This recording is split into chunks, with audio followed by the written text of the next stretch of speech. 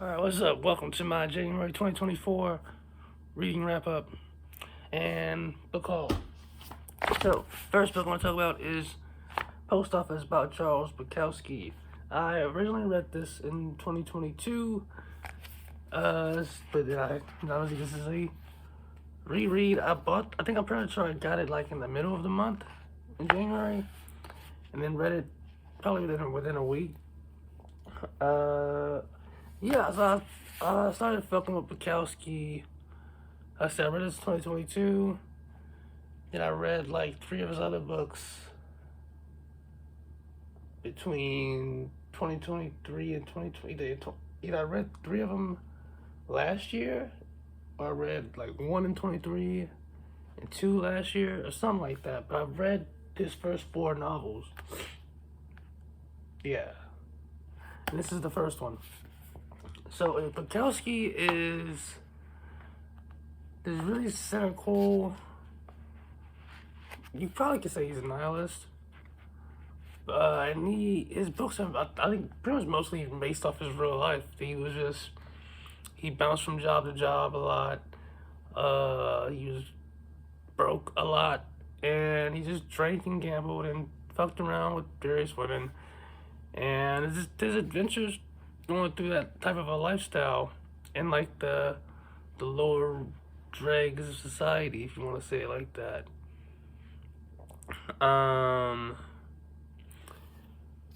So his perspective is really interesting, and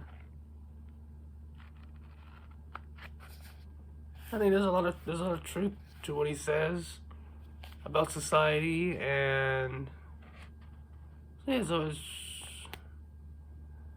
I can see how, yeah, if you want to have if you have a more positive outlook on society, yeah, this stuff might offend you. I don't think it's really, people might say, oh, it's misogynistic, it's this, and that. I think life, like everybody lives a different life. And if the women in his life were mostly whores, then that's what it was, alright? So it's not saying that they're all like that, just that's what the ones in his life are like. So I think his life was definitely interesting. His views and his ideas, his take on the world, I think a lot of it's true. And so it's always nice to, whenever I read Bukowski, it feels like I'm reading someone who understands me. You know, so I mean, this is the second. I've reread one of his other books too, and I read the first 4 and reread 2 of them. So yeah, I give it 4 stars, probably 4.5. Good shit.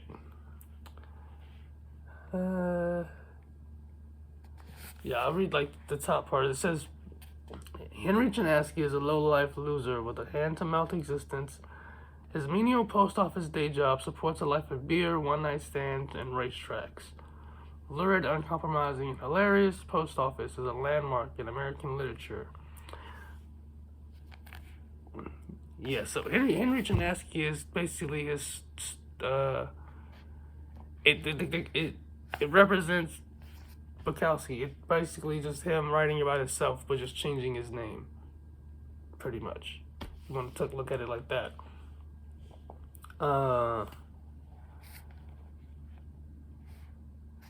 Yeah.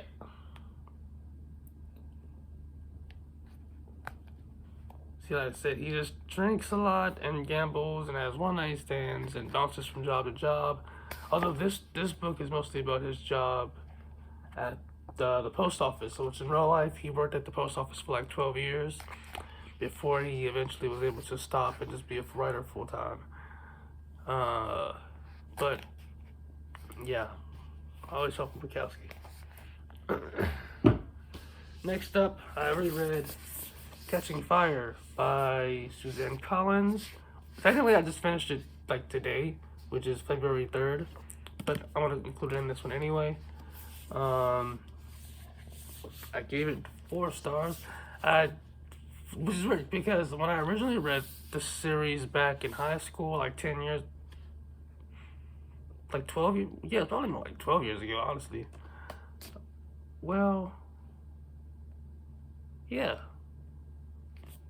12, 11, 11. Well, no, probably closer to 12 or 13 years ago when I originally read them. This one was my favorite, and I probably give it 5 stars back then.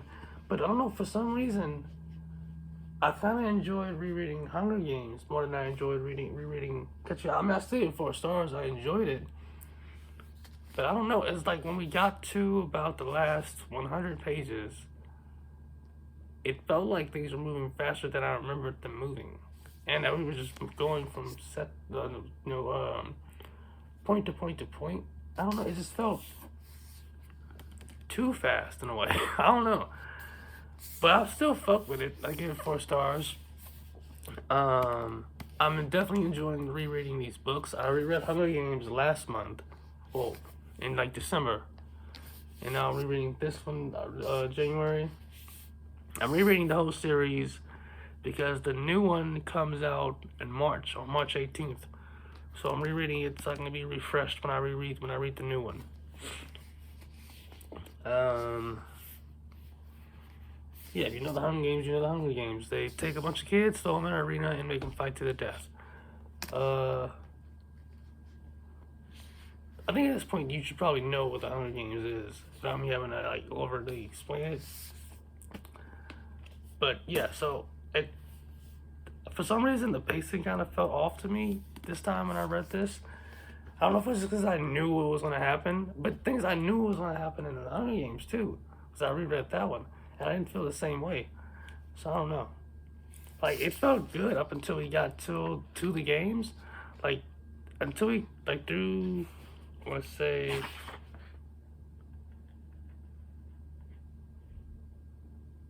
yeah, up until it's like the last 120 pages. Till we got to part 3, because she breaks into the Act 1, Act 2, Act 3.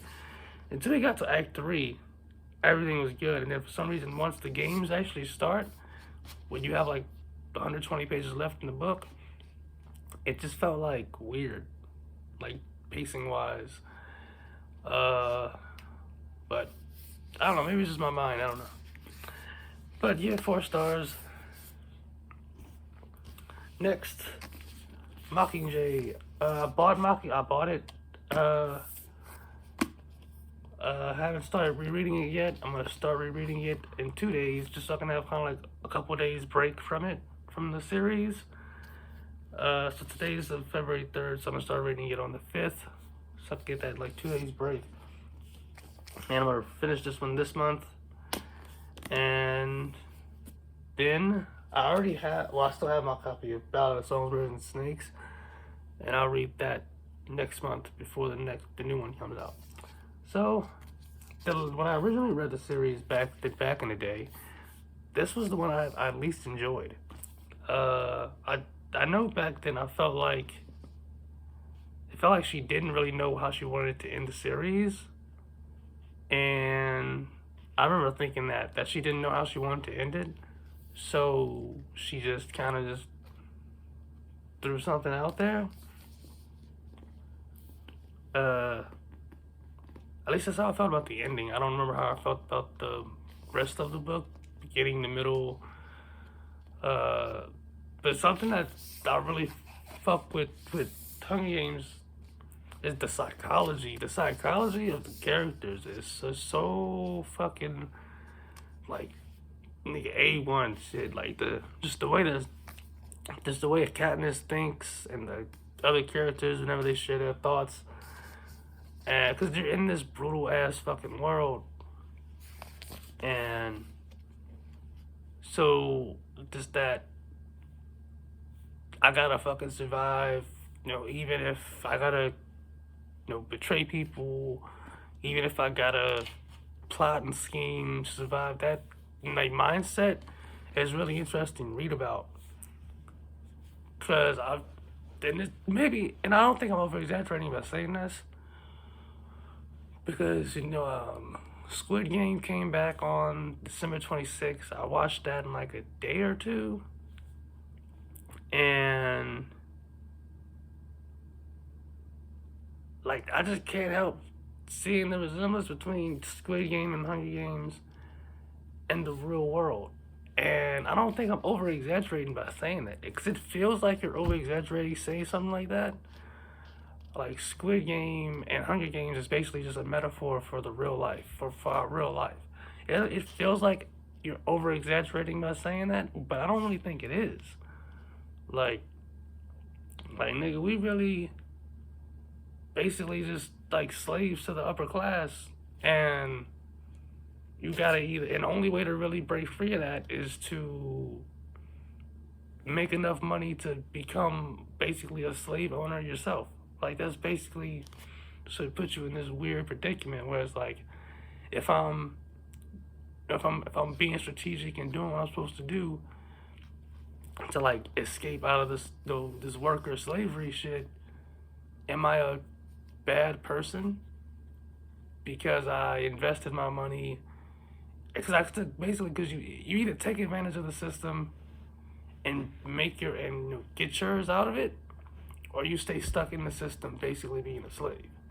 So it's like, if you are smart enough to escape, are you wrong for that? Are you know, how many people do you have to bring with you? What if you can't bring anybody with you? Because either they're not smart enough, or they're so stuck in the system you can't even break their mind to like make them say like, look, nigga, like, they're just using us. Like, stop buying this shit. You know, not to get off on a minimalism tangent. Watch one of my other videos for that. Or, you know, but that's kind of what's going through my mind rereading the Hunger Games. And when I watched season 2 of Squid Games, like, just the similarities to the real life, and just it's what I think about sometimes when I think about, you know, breaking out of the system or investing my money, or, you know, if you move up, you know, beat them, join them, that type of shit. But that's not what this video is about. But yeah, so it definitely makes me think when I'm reading this type of stuff.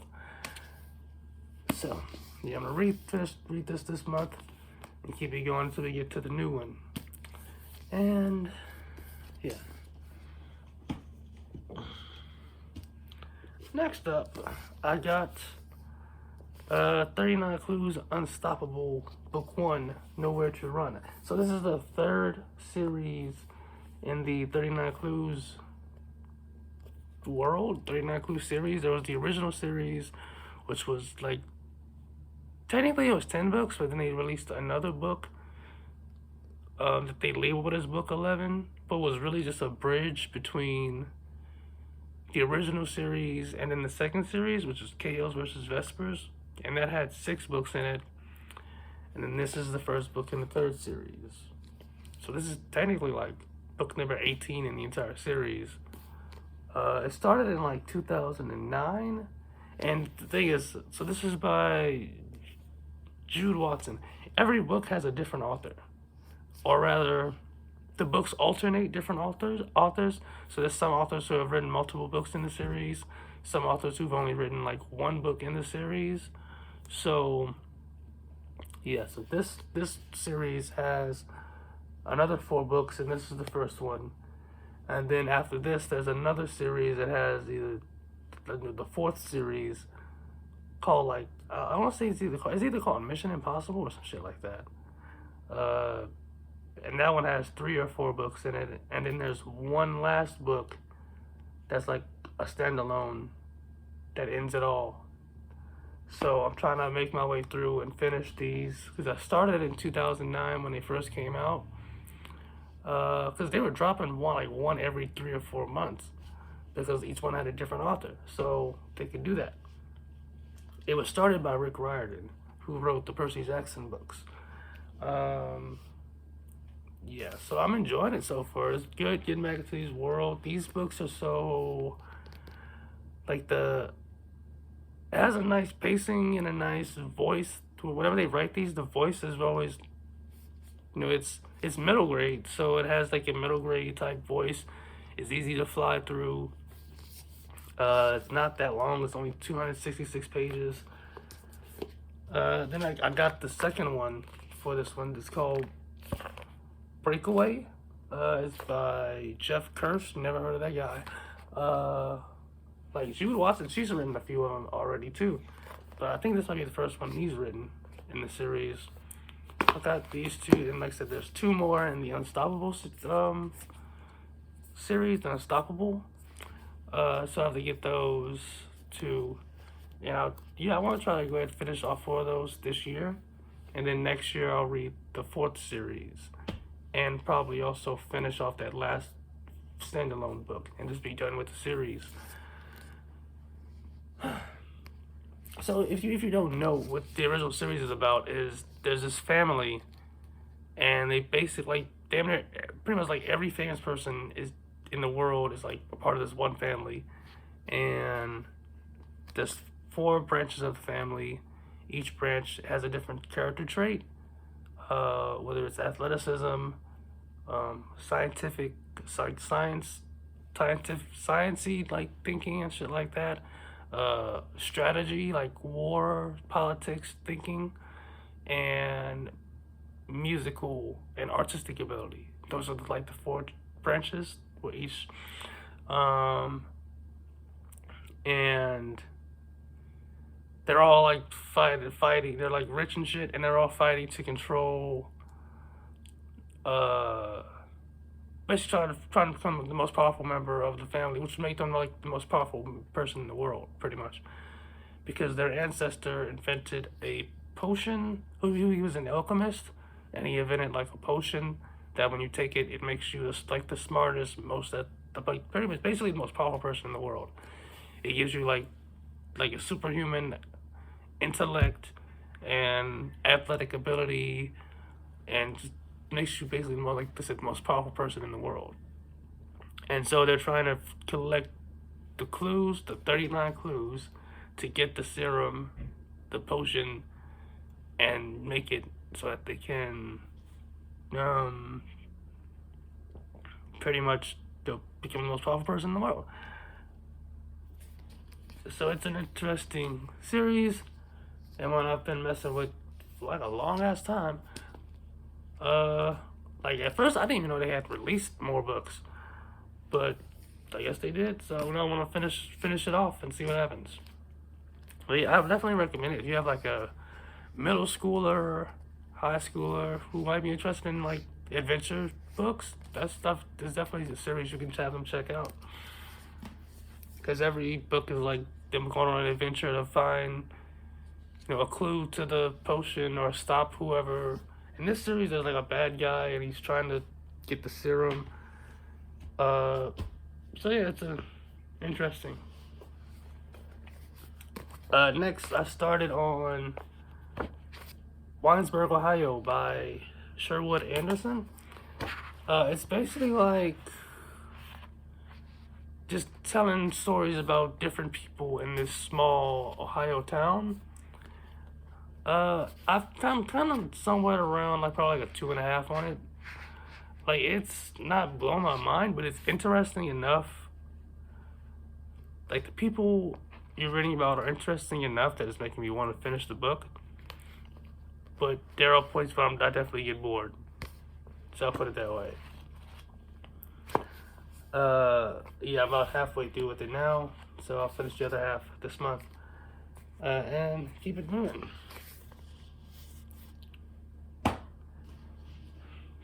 And the final book is Harry Potter and the Goblet of Fire. I did not read as much of this book this month as I intended to. I only read 66 pages of it, because I had all the other books I was trying to read. But yeah, I'm rereading this. I've been in a reread since like 2017, and I'm just now getting to this one, because procrastination. Yeah, procrastination. So yeah, I'm enjoying it so far. J.K. Rowling's voice, like writing voice for this series, I don't know how it is for her other like non-Harry Potter books, but I really enjoy like the voice she uses for this a lot. It's like really easy to like just get into it and kind of just go along for the ride and let the narrator just tell you the story in a way that's quirky. The right word, is the right word, like quirky, like the voice she uses for the Harry Potter books. Maybe, but it's definitely different in a good way, and I see why it really appeals to kids, and even as an adult, like it's an enjoyable voice to read. But yes, this is the fourth Harry Potter book. If you don't know, I'm not going to explain what Harry Potter is at this point. If you don't know, you don't want to know.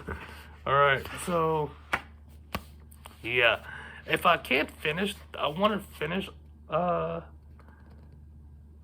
the goal is to finish this month, finish Mockingjay, Nowhere to Run, Winesburg, Ohio, and Goblet of Fire. Worst case scenario, I only finished these three, but I make more progress in this one, and then finish it next month in March. But yeah, so those are the books for the month. Let me know what you are going to be reading, if you read any of these books, if you liked them or not, and I'll see you in the next video. Subscribe, comment, and I'm out. If you want to, check out my short stories on Amazon. Link in the description.